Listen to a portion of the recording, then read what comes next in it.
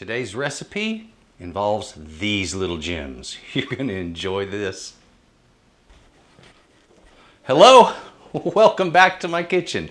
This is Texas Cooking Today, and today we're cooking blueberry muffins.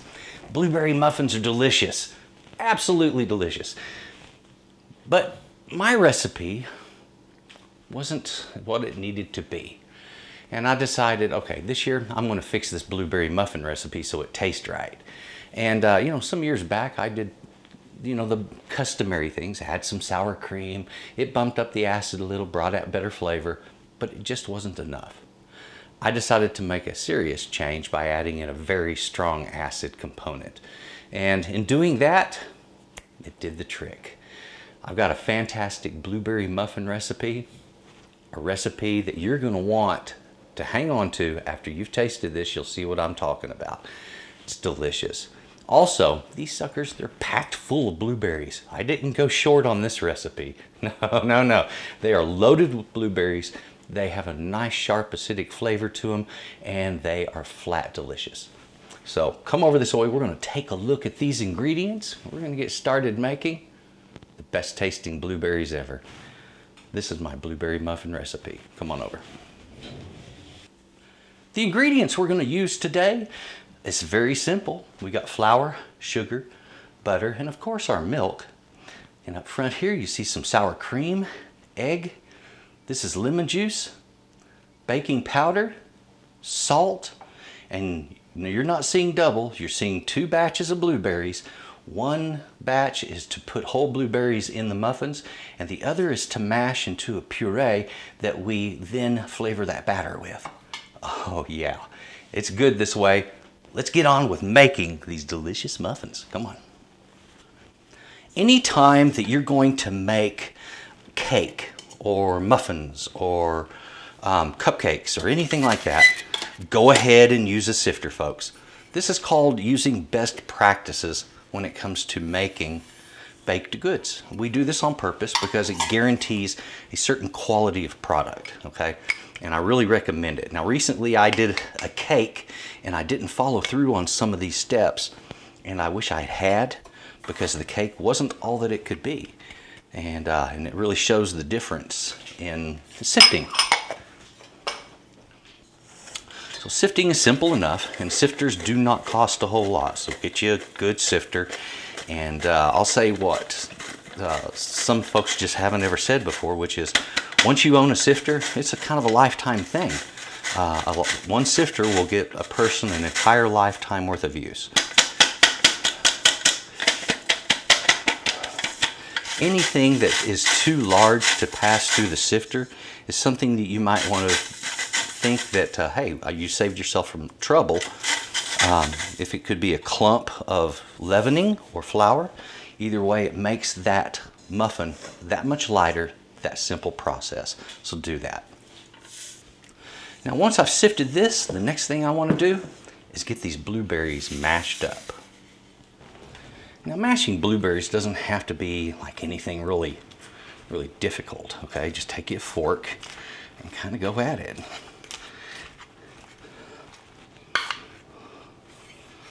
And you're going to end up with basically just a blueberry slurry, if you want to get right down to it. And what I'm trying to do here, and the reason I came up with this idea, I was telling you about when I first came up with my recipe, it was kind of flat, it was kind of bland. And so I wanted a more blueberry-y flavor in the batter itself. And this was my solution to that. However, it still was not quite blueberry-y enough. I don't know if that's actually a term, blueberry-y, but it didn't have enough blueberry flavor to it. It didn't really shine through the way I wanted it to. And I was puzzled as to what I was going to do to get that extra flavor out. Should I add something artificial? Nah, that's just not my way of cooking. I don't need artificial blueberry flavor to make blueberry flavor, okay? But sometimes in the world of cooking, we realize that acid causes flavors to surface. Okay, and it dawned on me that, if I put an acid in here that's not necessarily related flavor, but just strong acid, and I use it in the right amount, that acid wouldn't be tasted, but it would cause other flavors to really come alive, to really kind of jump at you, you could say. And so that is what I decided to do. And that's the lemon juice there. So we mash these. And of course, I'm not being any too pretty about it. I'm only trying to get the juice separated from the skin. The skins can still be in the whole mixture. That's fine. Won't change anything. There we go. Let's go ahead and get our lemon juice in here. And yeah, that does kind of look unusual, but it worked. That's all I can say. It worked, and it really worked well. When we made these, the flavors that came out of this were just popping good. So look at that beautiful flavor that's developed. And that actually influences the color of the batter just a little bit. And it certainly influences the whole flavor of this dish. But there's one thing I'm going to caution. Don't put this in at the exact same time that you put in your milk. Here's the thing. If you wanted to make cottage cheese in life, you take a gallon of milk and you add a little bit of lemon juice to it, and that curdles it. Okay, and you're on your way to ricotta right there. And there's other things that are used, like rennet. That's a chemical that comes from cow's stomach lining, and that works also. But you want to be careful about strong acidic and dairy, because they can be problematic. So what I've done, I've already cracked my egg and melted the butter. I just gave it about 40 seconds in the microwave. Don't superheat that butter. You don't want it real hot. You just want it melted, and that's it.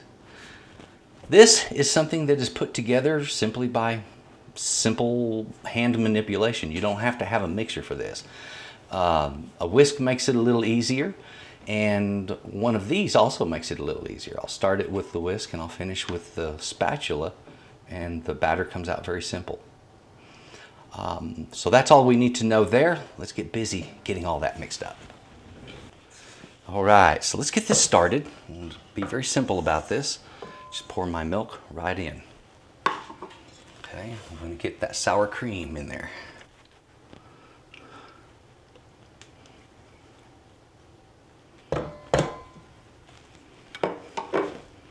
Get our egg.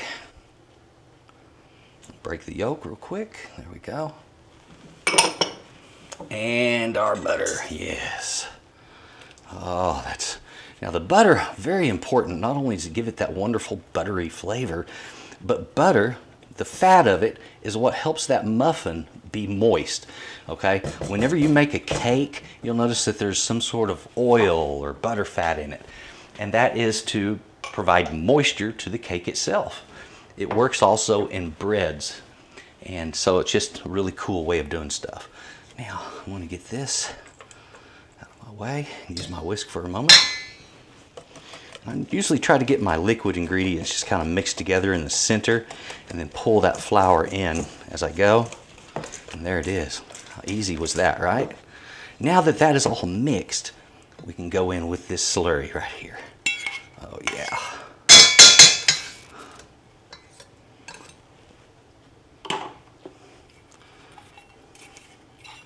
Use my spatula so I get every bit of that. Now, go ahead and dump our blueberries right on in there. Pretty simple, wouldn't it? Get my whisk out of my way, because at this point I want to transfer to just using a simple spatula.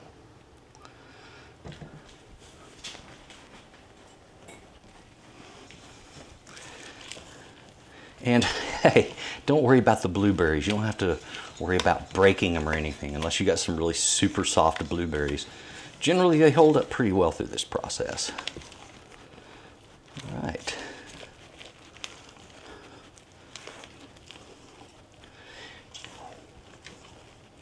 And there you have it, folks. A simple muffin batter doesn't take any real work, does it? Ah, and the beauty of it.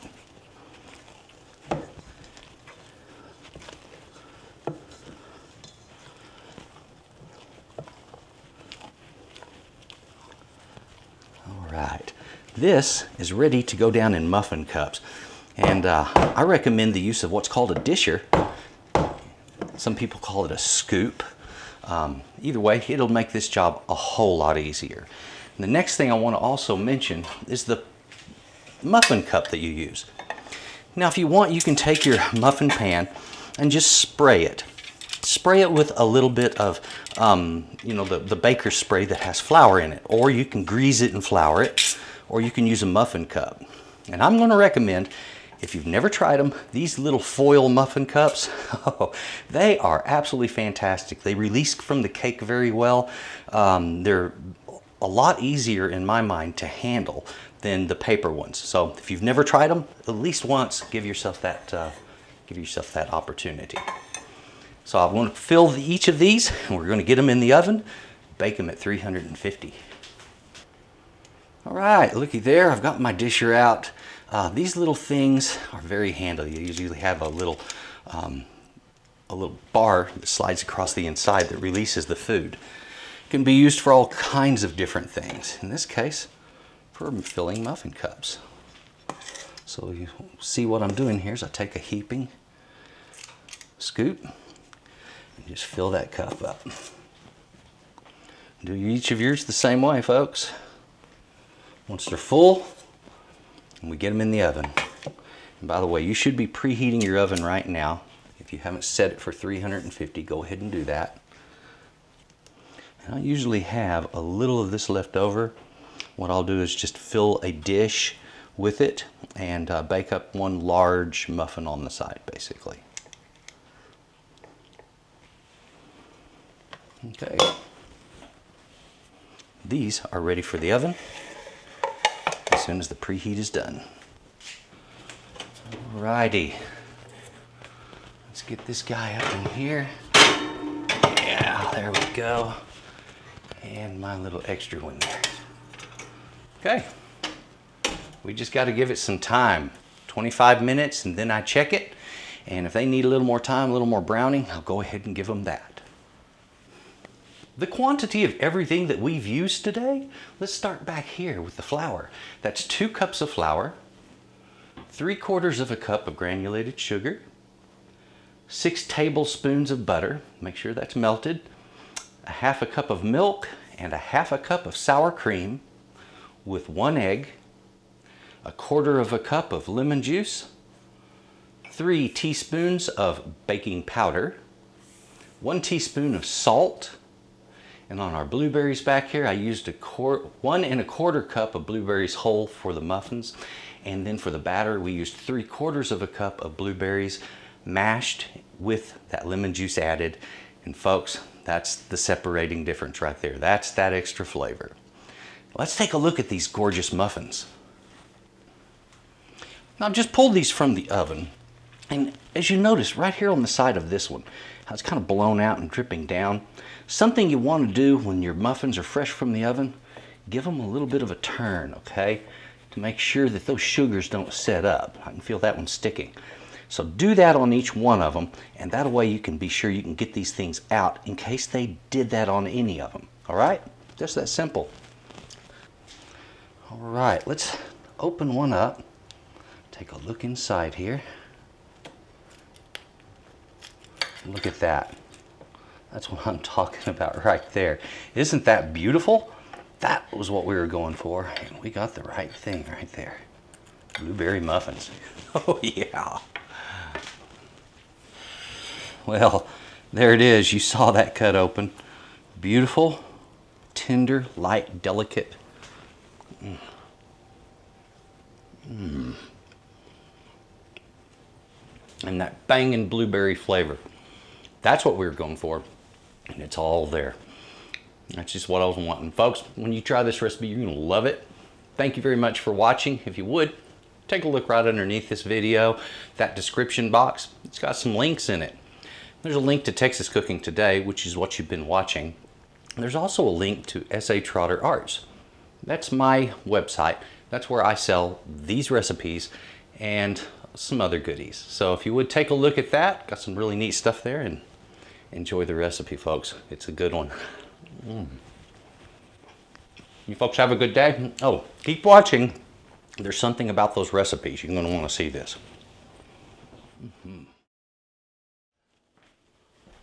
I wanted to mention to you my recipes. Yes, I sell my recipes. Okay, look, some people, they give the recipes out for free and they charge for the tutorial. So I do it the opposite on YouTube. You get the tutorial for free, I charge for the recipe. I did a lot of work, a lot of writing, a lot of extra stuff that goes with this, okay? Come over a little closer. Let me show you one of these up close so you really realize what you're getting. And then also, I'm offering one for free. We'll take a quick look at that right now. Come here. This is what I'm talking about right here. When I fill out a recipe, when I write one, I always bullet point all of the ingredients, okay? A simple one or a complex one. I, in addition, number the instructions. And often I'll give pictures with it. Now, not all of them are this well done, but this is what I'm going for on every single one from here on out. All of my new recipes you're going to see done this way. And on the end of the recipe, there's always a place for notes for yourself, okay? Right now, go to my website. You're going to get this one right here for free, okay? Cinnamon rolls. Enjoy that cinnamon rolls recipe and take a look at the others I have. They're really worth your time.